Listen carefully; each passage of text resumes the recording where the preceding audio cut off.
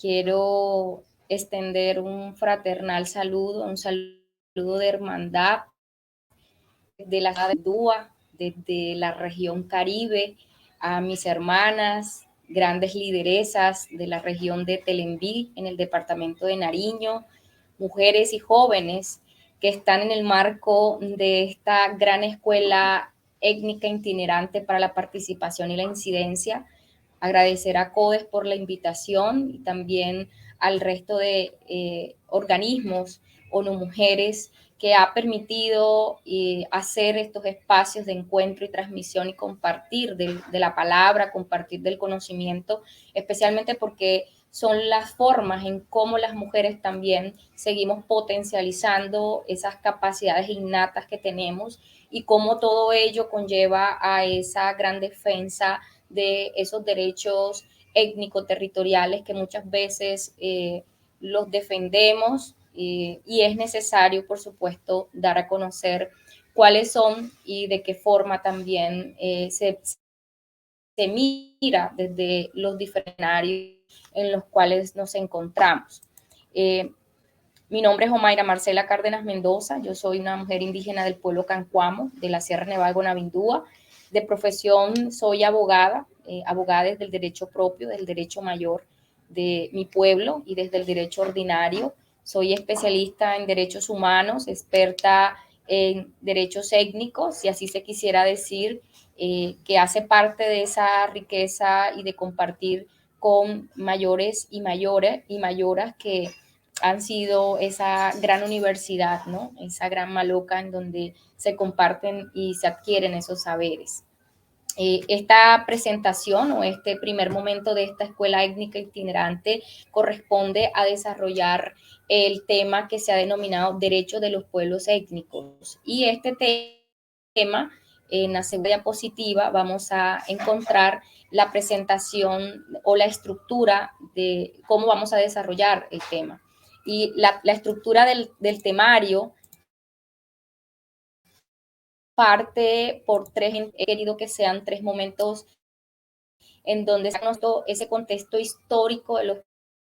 pueblos étnicos, como ciertas cosas importantes, premisas que como miembros de pueblos étnicos no debemos pasar por alto y cómo ese contexto se encuentra actualmente. Como segundo momento, abordar todo lo que parte de las conceptualizaciones de los pueblos étnicos, es decir, desde las narrativas propias que somos, cómo nos vemos, cómo nos concebimos y también entendiendo que esta presentación no es solamente para que nosotras como mujeres sigamos compartiendo el tejido de la buena palabra, sino porque también reafirma esas conceptualizaciones con los otros y con las otras. Y seguramente en ese ejercicio y en ese litigio estratégico de incidencia que hacemos las mujeres, también en algún momento puede servir de aporte en los diferentes ejercicios étnico-territoriales que ustedes en sus liderazgos vienen desarrollando. Un tercer y último momento habla sobre qué son esos derechos étnicos, digamos, y quiero que lo abordemos desde tres dimensiones. La primera dimensión, desde la legislación nacional de la República, que parte desde la Constitución Nacional y todo el acervo normativo ordinario con relación a decretos, a leyes, decretos ley que reconocen y reafirman desde la formalidad o legalidad esos derechos milenariamente adquiridos por los pueblos. En un segundo momento, abordarlo sobre la legislación especial étnica de la República, como desde esa concepción propia constitucional en donde se reconoce el bloque de constitucionalidad, se incorpora como derecho y como ley constitucional una normatividad internacional que reconoce también y reafirma esos derechos étnicos y como tercer momento los sistemas jurídicos propios desde la concepción del pluralismo jurídico, entendiendo que el reconocer que estamos en un estado pluricultural porque en ella convergen otras formas propias de también otras formas propias de vida, otras formas propias de existencia y de desarrollo. Entonces, como tercer momento, adentrándonos, por supuesto, al desarrollo temático, como lo decía hace un momento, hay algo importante sobre el contexto histórico de los pueblos, que como mujeres, que aunque la historia no lo cuente de esa forma muy particular y que ojalá podamos generar otras conversas exclusivamente en detallar cuáles han sido los aportes fundamentales de las mujeres étnicas en los procesos de reivindicación de los derechos de los pueblos étnicos, pero en una premisa general en donde también parte de ese aporte de las mujeres, el tener la concepción de que los pueblos étnicos han sido, son y serán dueños milenarios, ancestrales e históricos del territorio, en el caso de los pueblos indígenas o bien sea también llamados pueblos originarios, y en el caso del pueblo afro, negro, afro, raizal y palenquero como una cultura milenaria, ambos pueblos, por supuesto, junto a sus territorios, reconocidos como víctimas del exterminio físico y cultural, la violencia estructural, la violencia colonial, la evangelización, el abandono estatal, el rezago y la discriminación y el racismo. Es importante que no perdamos de vista ello. Asimismo, tener en cuenta que todo lo que hoy se reivindica y se reconoce desde la formalidad, desde la legalidad, bien sea desde la Constitución, desde la norma, desde la ley, desde lo propio como Estado colombiano, pero también con el mundo en el reconocimiento de los diferentes sistemas de protección de derechos humanos, el universal y el regional, como América, hay algo que también tenemos que tener de presente, que todo el contenido que vamos a desarrollar parte de un elemento importante y es que los pueblos étnicos nos hemos caracterizado por una lucha milenaria, por la resistencia a las diferentes formas de exterminio, y en eso tanto los pueblos indígenas como el pueblo negro podemos hablar desde nuestras propias realidades, desde esa reivindicación en el que hemos estado y que nuestros ancestros y nuestras ancestras, por supuesto, han venido haciendo ese trasegar en el camino, y también desde el reconocimiento de esas formas propias de vida, el respeto, goce efectivo de los derechos milenarios colectivos étnico-territoriales. Por ello, es fundamental reconocer que los derechos colectivos no son un regalo, no es una dádiva materializada en un mero reconocimiento legal, que no quiero decir que no sea importante, por supuesto, porque hace parte de una de las grandes conquistas que como pueblos hemos hecho, sino que es importante y eso nos permite tener los argumentos en los escenarios también de diálogo político con los otros y las otras, en este caso con el Estado colombiano y con el gobierno de turno y sus instituciones que no al momento de exigir que se cumpla un derecho que tenemos reconocido desde esa normatividad de afuera, porque eso hace parte de un derecho adquirido, un derecho ganado, un derecho milenario. Entonces, la legitimidad parte de que nosotros como pueblos y como mujeres nos concibamos de esa manera, nos concibamos desde el sentir de que lo que estamos defendiendo parten de unos elementos importantes, y yo quiero compartirlos en la quinta diapositiva, porque esto es lo que permite en una concepción personal y desde la experiencia también debo decir que en la medida que yo me apropio de todos estos elementos desde mi cultura, desde mi pueblo, desde mi cosmovisión, va a permitir que todo ese derecho que se encuentra reconocido desde lo propio, desde lo de afuera, desde lo internacional, va a tener realmente el plus o la intención o el objetivo que yo quiero, ¿no? Que en este caso es la salvaguarda de una nación, de un pueblo milenario, de un pueblo que tiene unas formas propias de ver. Entonces, acá como se dan cuenta en la presentación, hay un cuadro que quise pues elaborarlo para ustedes y compartirles un poco como elemento fundante cómo poder entender y darle el alcance a esos derechos étnicos si nosotros tenemos estas claridades y estas apropiaciones. Lo primero es en la primera columna horcones o bases, principios en la segunda columna, tercera columna conceptos y cuarta columna derechos. Esto es un entretejido y nosotras como mujeres sabemos mucho de eso porque muchas tejemos, hacemos la mochila, la artesanía, el sombrero, hacemos la comida, estamos pendientes de la familia. Entonces, en ese entretejido hay un horcón importante que no lo podemos perder de vista y es la colectividad. El sentido de defender y de exigir la materialización de un derecho parte porque hay una concepción fundante y es la colectividad. Nosotros nos debemos a un pueblo y esa colectividad traducida a un principio importante y es el principio de la unidad. Nosotros no podemos ejercer nuestros derechos, defenderlo de los otros y las otras, si nosotras o nosotros no estamos desde ese principio de la unidad, en esa colectividad juntos y juntas. Suele pasar en estos tiempos en los pueblos étnicos en donde las diferentes situaciones internas, organizaciones paralelas, divisiones por índole de temas administrativos, perdiendo el sentido y el espíritu real de una de las cosas importantes que tenemos la obligación de seguir teniendo y es la colectividad. ¿Cómo eso se desarrolla en ese principio de la unidad? Y un ejemplo claro ha sido todo el ejercicio legítimo que hemos hecho a través de nuestras mingas, esas mingas en donde nos juntamos las unas con las otras, las familias alrededor de la comida, pero también de la palabra, de la exigencia, o también el ejercicio de los palenques como un acto reivindicatorio en donde como colectividad se dio la libertad de este pueblo milenario y que ha permitido ser un precedente hoy por hoy referente para esas luchas también que tenemos, y esto hace que el derecho de los pueblos y o comunidades étnicas tenga un plus completamente diferente. Un segundo horcón es la espiritualidad.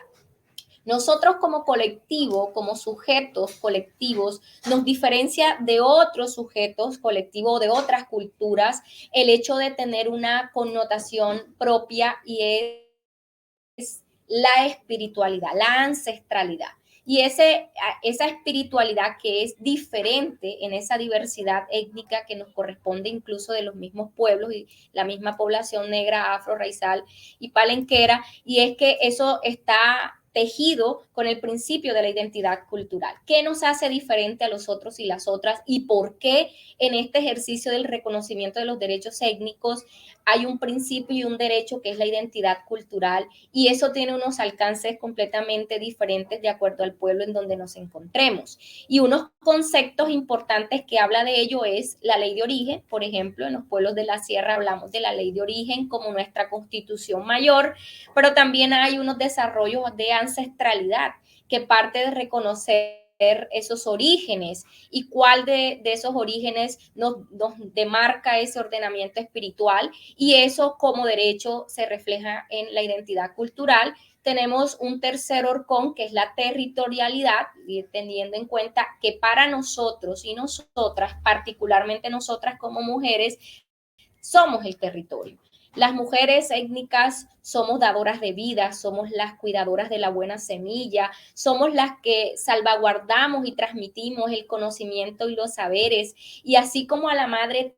tierra como concepto propio, como sujeto de derecho, también en ese principio de territorio, nosotras las mujeres, en la medida que se cuida el territorio, también se cuida a la mujer, y si se cuida a la mujer, se cuida a las familias y a los pueblos. Por eso un derecho importante aquí reconocido en esta lógica es el derecho al territorio, y un derecho importante que se desarrolla en sí mismo en este derecho al territorio es la consulta previa, libre y informada. Un cuarto horcón es la organización. La organización ha sido parte fundante de lo que hoy se conoce como los grandes, en su momento, imperios, en su momento, hoy, estados, pero eso también reconoce las formas propias de organización ancestral de los pueblos étnicos, en el caso de cabildos, de clanes, de caciques, de consejos comunitarios, y esa organización que va de la mano con todo lo que estoy diciendo, porque es importante que tengamos en cuenta este principio, la integralidad. Nosotros no podemos, y nosotras como mujeres más, no vemos una cosa aislada de la otra. La integralidad de todo lo que somos y en todo lo que tenemos y en donde estamos hace que ese ejercicio del derecho propio que cada pueblo étnico tiene, pues permita desarrollar ese derecho importante que es el de autonomía al gobierno propio. Y dentro de este horcón o de estos horcones está el conocimiento y saber propio, que va de la mano del principio cosmogónico de que como pueblo hace que nosotros tengamos la obligación de transmitir a estas nuevas generaciones en el relevo generacional, precisamente para que se conozca y se entienda cuáles son los elementos fundantes para la lucha y la resistencia de seguramente todo lo que ha de venir, porque si bien hemos logrado conquistas y hemos tenido una progresividad en los derechos, para ello, como lo estoy diciendo, no ha sido gratis, eso nos ha costado la muerte de nuestros ancestros y ancestras, de líderes y lideresas importantes y toda la situación que estamos viviendo hoy por hoy en los territorios. Por eso el saber, la formación hace parte y por supuesto el conocimiento, el saber propio de poder fortalecer esas estructuras y instituciones propias y nos permite, por supuesto, un derecho importante que lo vamos a ver en un rato y es la objeción cultural. Como segundo momento, traigo también a la buena palabra, al círculo de la palabra que estamos haciendo, unos elementos importantes que quiero que también, por favor, lo tengan presente. Y es que lo he denominado de salvajes a pueblos étnicos como sujetos de derecho. En este momento o en esta parte de la presentación, en la historia colombiana, se han dado múltiples definiciones o alcances conceptual respecto a los pueblos étnicos, los cuales, por supuesto, han ido evolucionando y trascendiendo en esa progresividad de derechos y reconocimiento. Y parto por la 1889, con el reconocimiento de la ley 89, en donde se reconocía a los indígenas como salvajes y pueblos tribales, como en este caso al pueblo afro, negro, raizal y palenquero, en nuestra conceptualización propia actual, el cual, por supuesto, fue declarado inexequible por la Corte Constitucional porque era un trato inhumano, degradante, que no reconocía el derecho en sí mismo de los pueblos como sujetos, como personas que tenían derechos, sino que eran concebidos como personas que no, como cosas que no tenían alma, que no pensaban, que no teníamos ningún tipo de derecho. Y eso ha ido trascendiendo al punto de las conceptualizaciones o denominaciones que en el marco normativo nacional e internacional se han venido dando. Uno suele mucho escuchar algunas concepciones sobre las minorías étnicas, el enfoque étnico, grupo étnico, las etnias,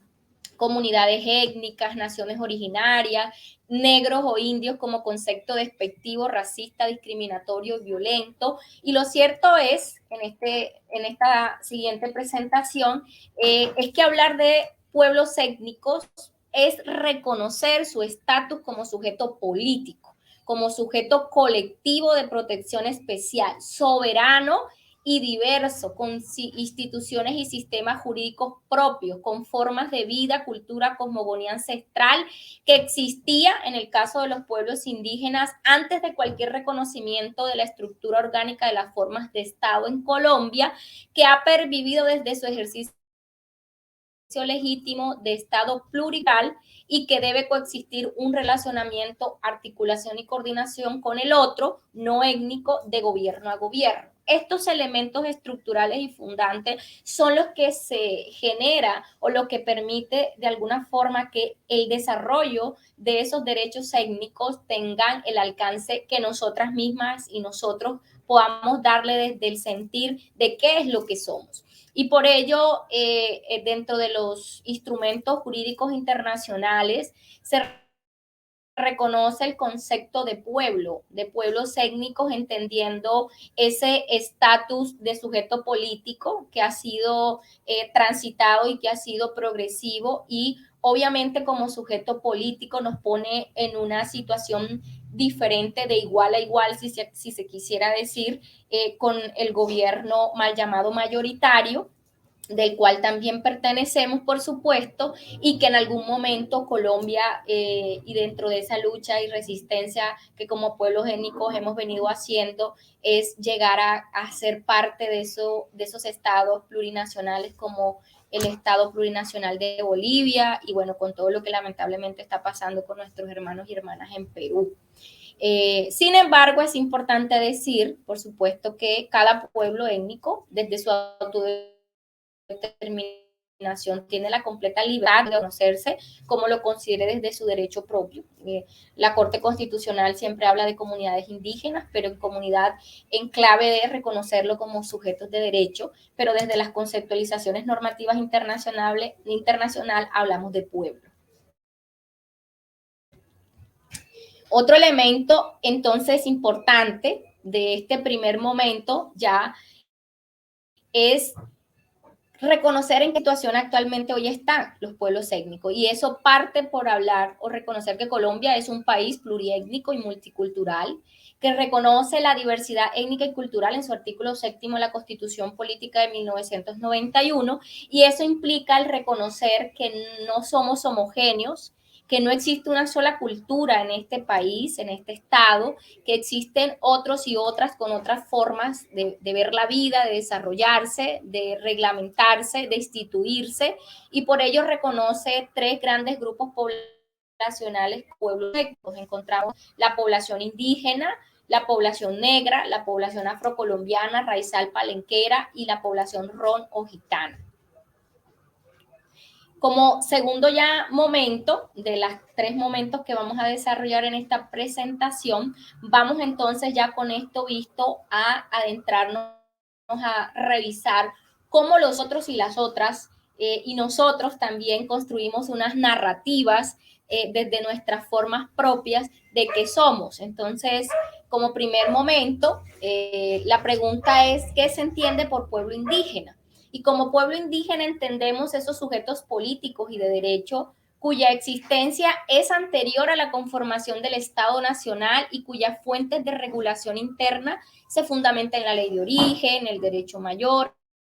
el derecho propio o la ley de vida. Su concepción de desarrollo se fundamenta en el buen vivir y se manifiesta en los planes de vida o equivalentes basados en la cosmovisión, el territorio, la autonomía, la naturaleza colectiva de los pueblos, la búsqueda del equilibrio y la armonía y la defensa integral de la vida. En ello hay que decir que se conjugan la historia, el territorio, la autoridad, la identidad y la espiritualidad como un proyecto de vida para la pervivencia de los pueblos. En consecuencia, todas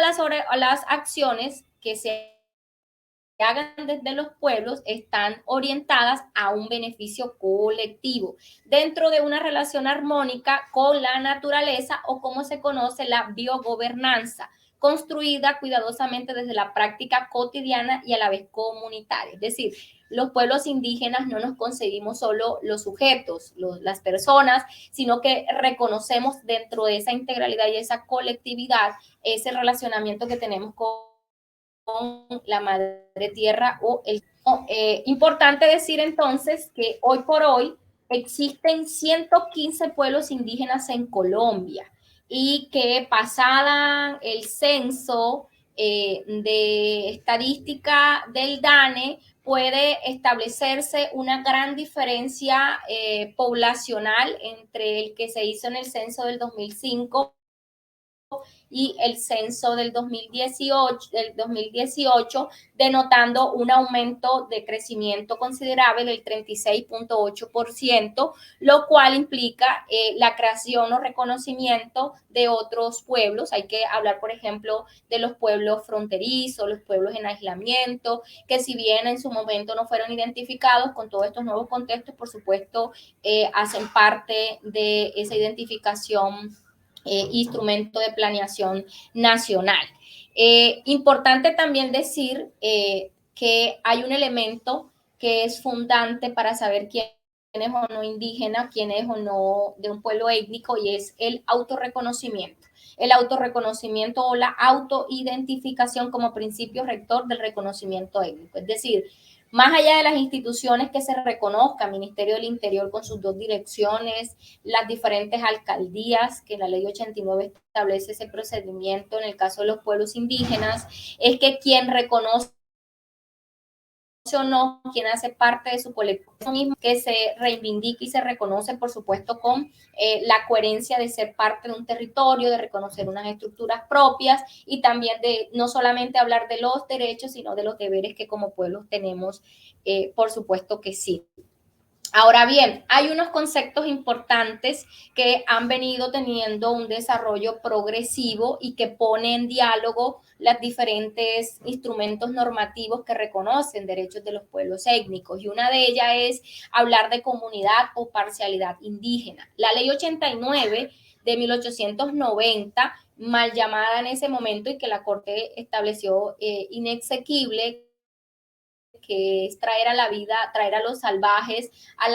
que se han reducido a la vida civil, dar unos parámetros de cómo se deben reconocer a sí mismos de forma orgánica, organizativa, a través de las figuras de los cabildos. Parte de reconocer todo ese proceso administrativo, el reconocimiento de la autoridad, es a esa parcialidad indígena, considerada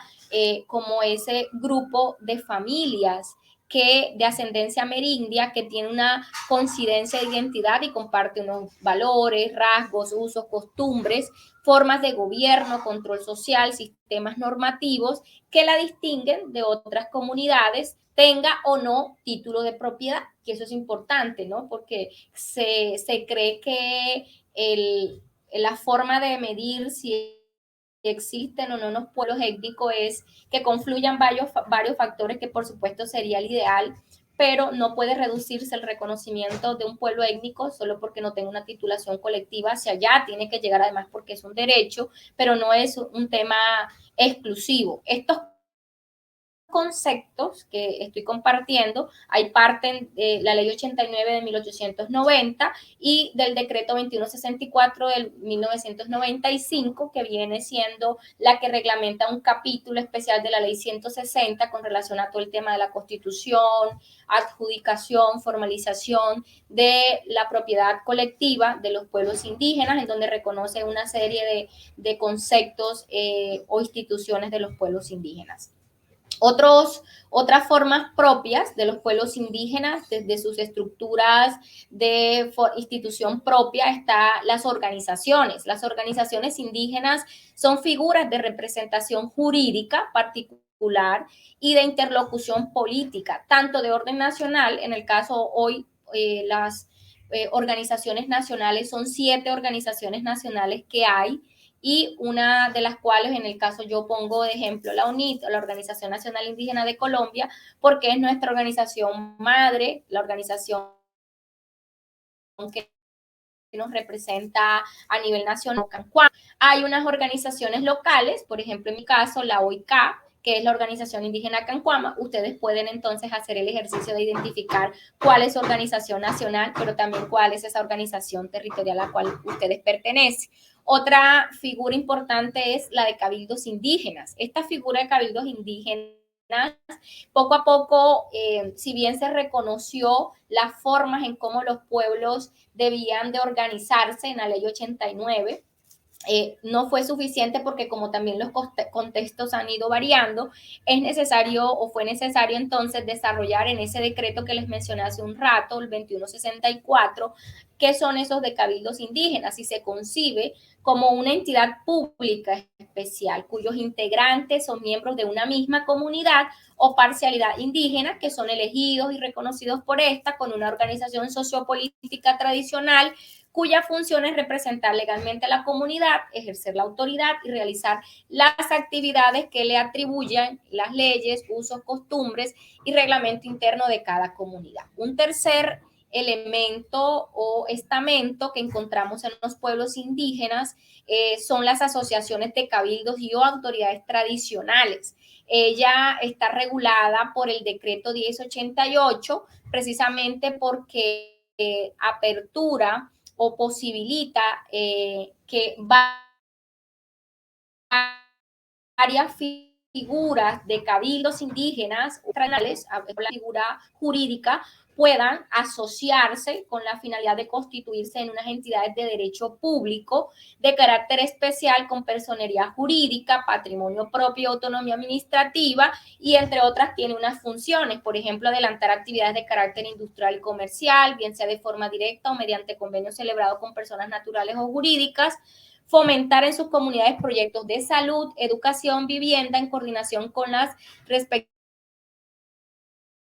autoridades nacionales, regionales o locales. En este caso está la Organización Indígena de Antioquia, la OIA, que es una asociación de cabildos en donde convergen pueblos en Vera Ellávida, en Vera Chamí, en Vera Dóvida, Gunadule y Zenú de Antioquia. Estas figuras han ido cambiando y han ido progresando en el mismo desarrollo constitucional, por ejemplo, ya lo vamos a ver en un momento, de cómo ha sido necesario buscar las figuras jurídicas étnico-territoriales necesarios para poner en marcha unos derechos fundantes como es, por ejemplo, los derechos sociales, económicos y culturales, derecho a la educación propia, derecho a la salud, entre otras. Encontramos también en la siguiente diapositiva otras figuras como son el resguardo indígena. Bueno, el resguardo indígena hoy por hoy se tiene que mirar desde dos perspectivas. Una, desde el ámbito físico, territorial, como área, estableciendo ese reconocimiento delimitado de un territorio en donde se establece la existencia de unas comunidades o de una comunidad que forman un pueblo, en este caso indígena, y que también el reconocimiento de esa figura permite un blindaje territorial en ese territorio y es el que establece el artículo 63 cuando establece o dice que los resguardos indígenas tienen tres elementos que son importantes que lo tengamos en cuenta, mujeres, y es que tiene un carácter inalienable, imprescriptible e inembargable. Esto también es extensivo a los consejos comunitarios, por supuesto, del pueblo afro. Y es importante también, como lo decía hace un momento, la segunda mirada de los resguardos indígenas, y es que desde el ámbito administrativo, la figura de resguardo indígena para efectos de la ejecución de los recursos de la asignación especial del Sistema General de Participaciones, SGP, los resguardos indígenas son considerados entidades territoriales y eso también está establecido en un marco normativo que es el decreto 1953 del 2014 que pone en funcionamiento este régimen especial en calidad de los territorios indígenas como una entidad estatal, una entidad pública. Otro elemento que vamos es la asociación de resguardo, así como existe la asociación de cabildos indígenas o asociaciones de autoridad tradicional, también hay una figura que es la asociación de resguardo. Esta figura de asociación de resguardo habla de esa personería jurídica del derecho público especial que se constituye a partir de la asociación de varios resguardos para efectos de administrar y ejecutar los recursos de la asignación especial del Sistema General de Participaciones que les mencionaba hace un momento, como un órgano colegiado integrado por autoridades propias de los resguardos o territorios indígenas. En este caso, el decreto 1953 establece los criterios, los procedimientos particulares en cómo se constituye estas asociaciones y cuál es su alcance y su funcionalidad. Finalmente, encontramos el concepto de territorios indígenas. Y territorios indígenas tenemos que verlo también desde esas dos concepciones, tanto de lo material, desde lo físico, pero también desde lo político-administrativo. Y en este sentido, como político-administrativo, igual pues confluyen, porque no podemos verla por separado, pero yo para efectos de poderle explicar lo digo, pero no, hay que verlo desde el concepto integral siempre. El territorio indígena es una entidad territorial, se reconoce en la Constitución política que las entidades territoriales, departamentos, municipios, está también las provincias y los territorios indígenas, en lo que establece en el artículo 286 constitucional y 287 que establece unas funciones de esos territorios indígenas. Y en el marco del decreto 10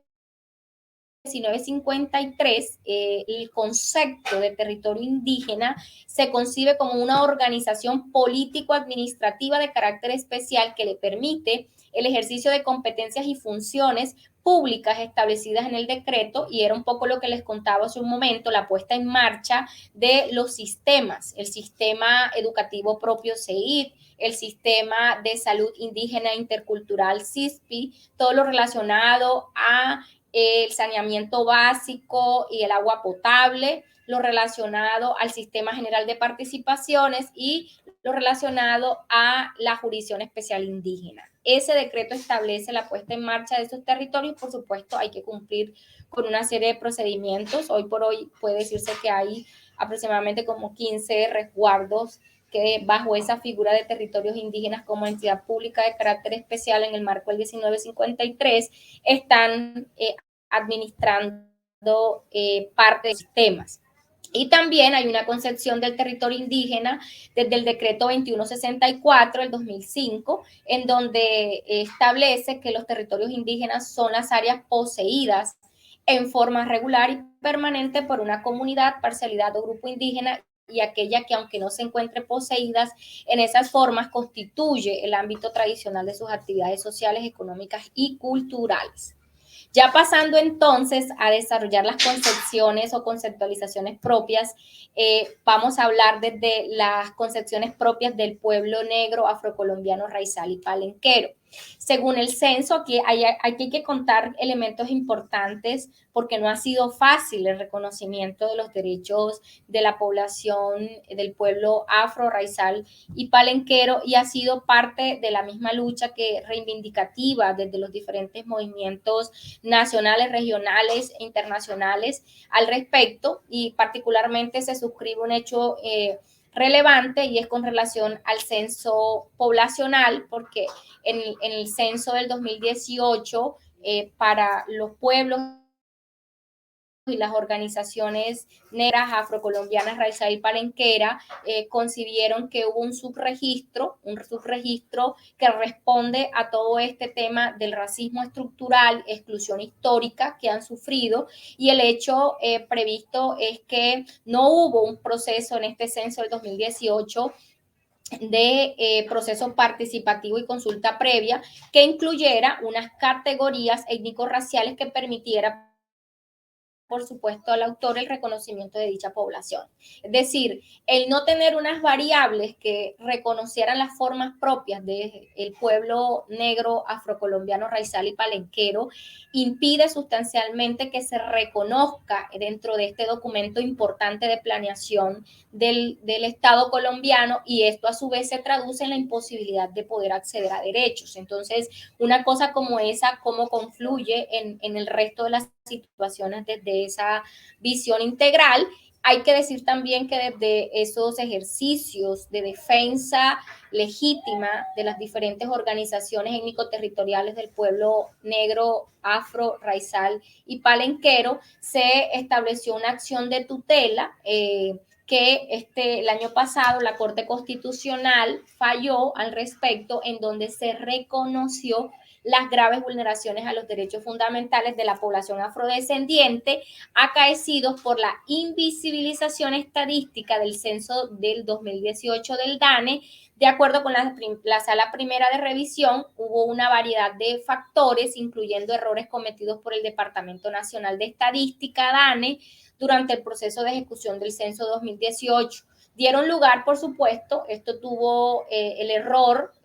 consentido, hay que decirlo, con toda la tranquilidad, tuvo un impacto muy desproporcionado, y fue la disminución significativa en el número de personas contabilizadas como afrodescendientes, vulnerando con ello lo que yo decía hace un rato, el derecho fundamental exclusivamente la igualdad, al reconocimiento de la diversidad étnica y cultural, a la información de calidad y a la materialización progresiva de los derechos económicos, sociales y culturales de esta población. Ahora bien, dentro de las conceptualizaciones propias del pueblo negro, afrocolombiano, raizal y palenquero encontramos las siguientes. Afrodescendiente. Los pueblos de origen africano, este término tiene el pueblo de origen africano. Este término tiene un carácter jurídico y político reconocido por los estados y las Naciones Unidas a partir de la declaración de la Conferencia Religiosa Preparatoria de las Américas contra el racismo, la xenofobia y las formas conexas de intolerancia realizada en Chile, o bien sea la Conferencia de Chile en el 2002, que fue la preparatoria para la tercera conferencia que se llevó en Durban, Sudáfrica, en el 2001, en donde se dio la declaración y programa de acción de Durban. Estos dos instrumentos normativos internacionales los relacionamos posteriormente en nuestra presentación, pero aprovecho para decir que estos dos instrumentos son dos grandes referentes para la reivindicación de la conceptualización, el sentido como sujeto político, sujeto de derecho, en este caso de la población afrodescendiente, el reconocerse y reivindicarse como tal. Otro concepto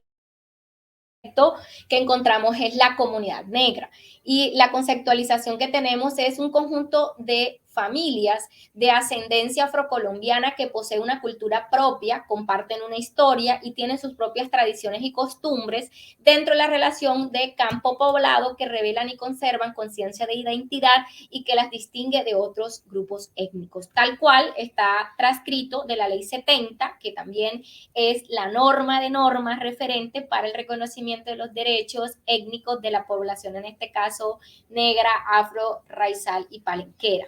En este sentido, en la construcción política de la identidad cultural, la noción de comunidad definida en la Ley 70 ha trascendido un poco el espíritu, es la conciencia social para comprender a la gente negra como un grupo étnico que se distingue como pueblo y como tal está reconocido y amparado por el bloque de constitucionalidad colombiano. El pueblo negro, si bien se reconoce en su historia desde África, se establece como una categoría política específica para recordar y trascender las historias históricas del racismo en Colombia y el mundo, luchar por su desmantelamiento y promover la reparación histórica integral. Otro concepto en la siguiente diapositiva encontramos es la población étnica raizal y se define con esta población la descendencia africana tradicionalmente asentada en el archipiélago de San Andrés, Providencia y Santa Catalina. Tiene una lengua propia que es la creole, es el pueblo raizal, tiene una historia trascendental de cimarronaje, protagonizaron alzamientos para alcanzar la libertad que data del año 1638. En este contexto histórico se destaca el levantamiento del año 1799 como parte de la historia de la lucha de la autodeterminación de los pueblos afrodescendientes. Otro concepto propio es afrocolombianos. El afrocolombiano, como sus raíces africanas y dentro del proceso de colonialidad y esclavización que marcó la historia y presencia de los pueblos de descendencia africana en Colombia. Esta categoría es una categoría política que se institucionalizó a partir de la Constitución de 1991 con el fin de reivindicar la ancestralidad africana en el contexto de la nacionalidad colombiana, la afrocolombianidad. Es el conjunto de valores culturales colectivos, materiales y espirituales y políticos aportado, por supuesto, por los ancestros africanos a la construcción de la nacionalidad colombiana y funciona como un proceso también de reparación a los aportes que han realizado estas comunidades al interior del país. En la presentación encontramos entonces la población que también se ha reconocido, se ha reivindicado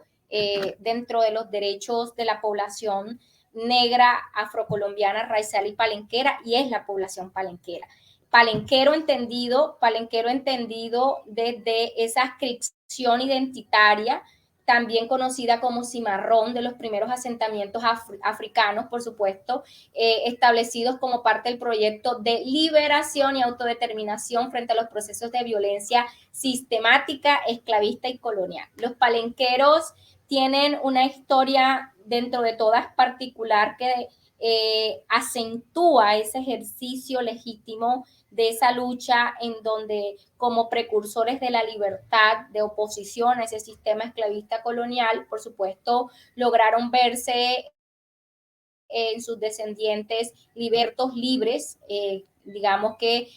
se dieron a la huida de los esclavizadores, y esto permitió que se constituyera particularmente el primer pueblo libre de América. En este caso está San Basilio de Palenque, que fue fundado en el siglo XVI por un grupo de cimarrones bajo el comando de Domingo Beco Biojó. Huyeron en su momento para recuperar su libertad y autodevolverse el derecho de ser humanos.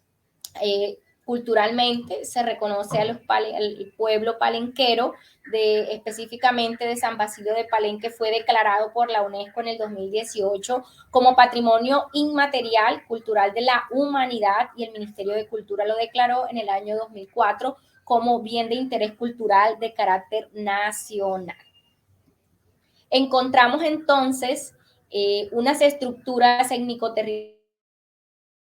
del pueblo negro, afrocolombiano, raizal y palenquero, al igual que como lo vimos con los pueblos indígenas. Y una de las instituciones propias más importantes son los consejos comunitarios, entendiendo al consejo comunitario en lo dispuesto o desarrollado en el artículo 5 de la Ley 70 de 1993 y en el decreto tercero en el artículo tercero, del decreto 1745 del 95, que pues entra a reglamentar todo el tema de propiedad colectiva de la Ley 70, en donde reconoce a los consejos comunitarios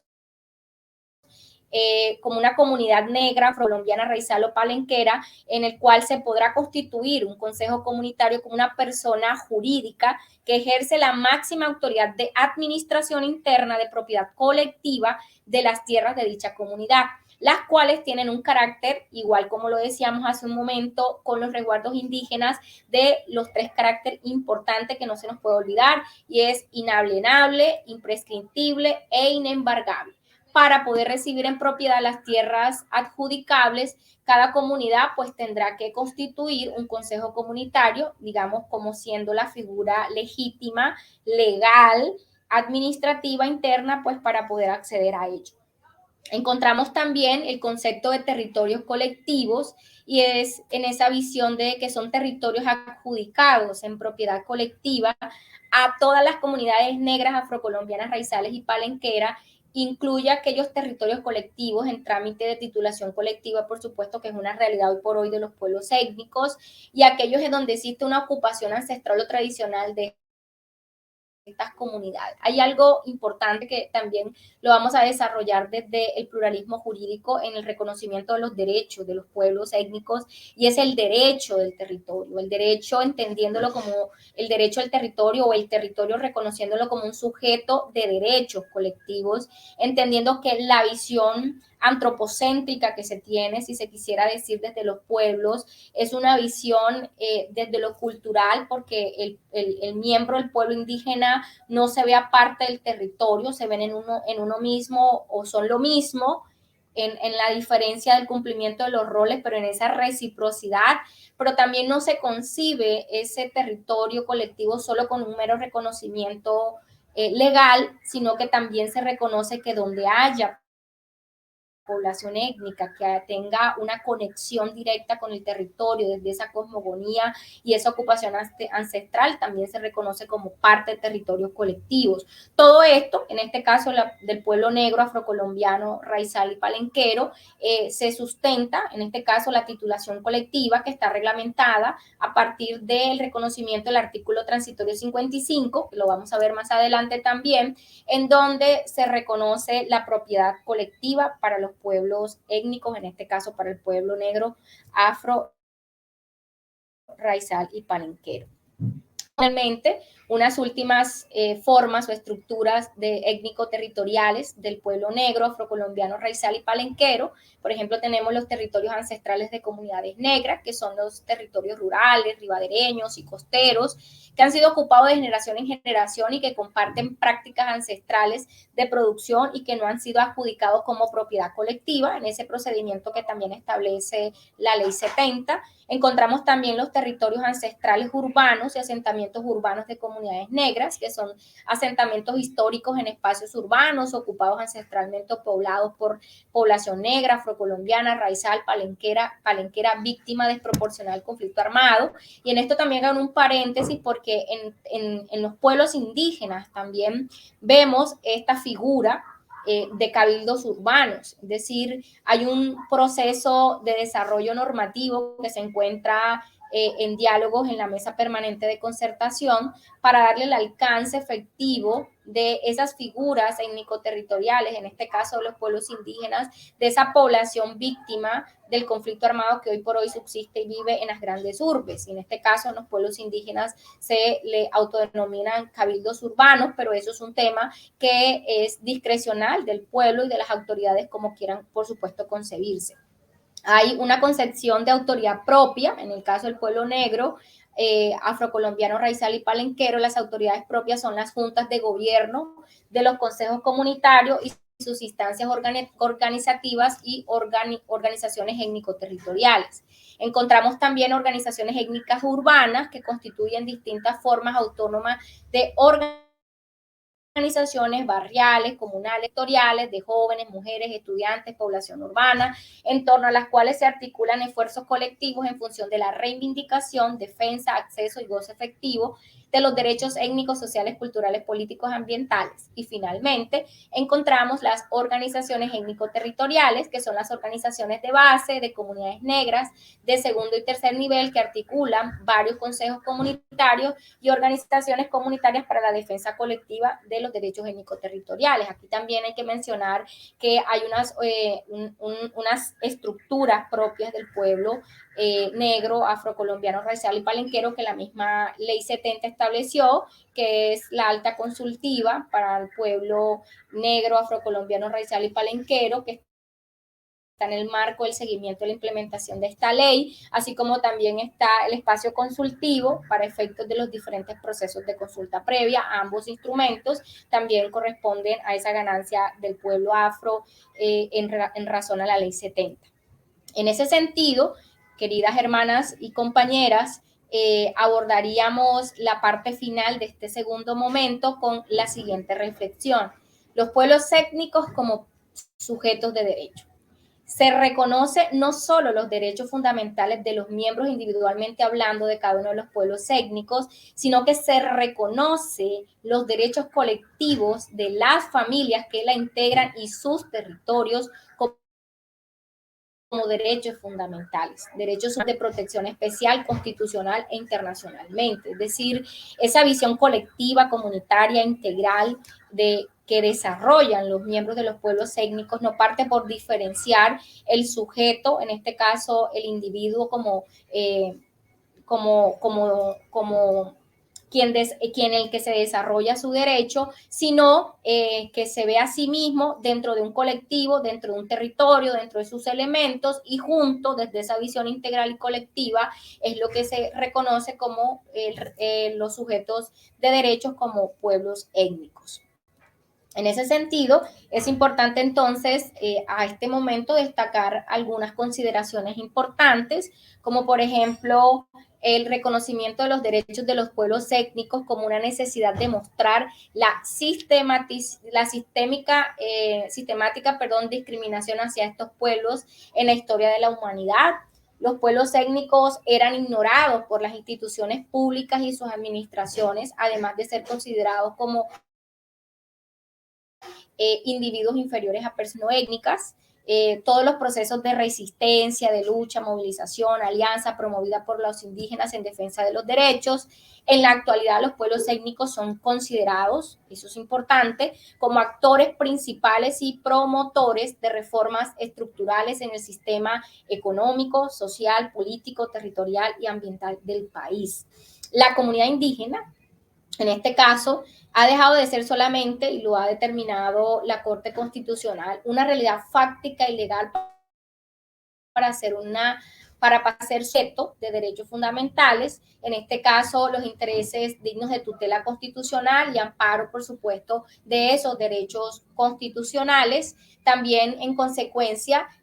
hay que establecer o definir esa diferenciación entre los derechos fundamentales comunitarios y los derechos colectivos definidos en el artículo 88 superior, otorgándole la titularidad a los derechos fundamentales a los indígenas y afro como sujetos colectivos de derecho, en contravía de la concepción tradicional que defiende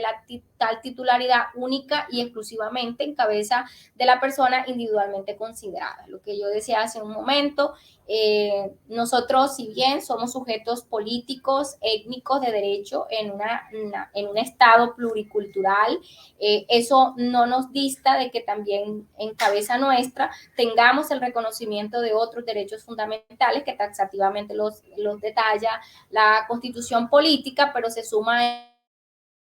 ello el reconocimiento de los derechos que tenemos como pueblo como derecho fundamental. Se destaca entonces lo que mencionaba también la Declaración Americana y Declaración de las Naciones Unidas sobre los derechos de los pueblos indígenas, reconoce que estos tienen el derecho y el goce pleno de todos los derechos humanos y libertades, y también un poco mencionar como conclusión de este primer ejercicio el desarrollo también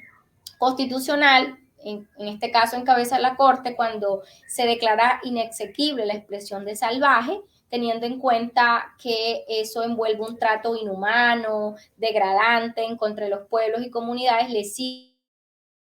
por supuesto, para su dignidad y de evidente contraposición contra el pluralismo, la preservación de la diversidad étnica y cultural de nuestra nación y el respeto de la autonomía de los pueblos ancestrales.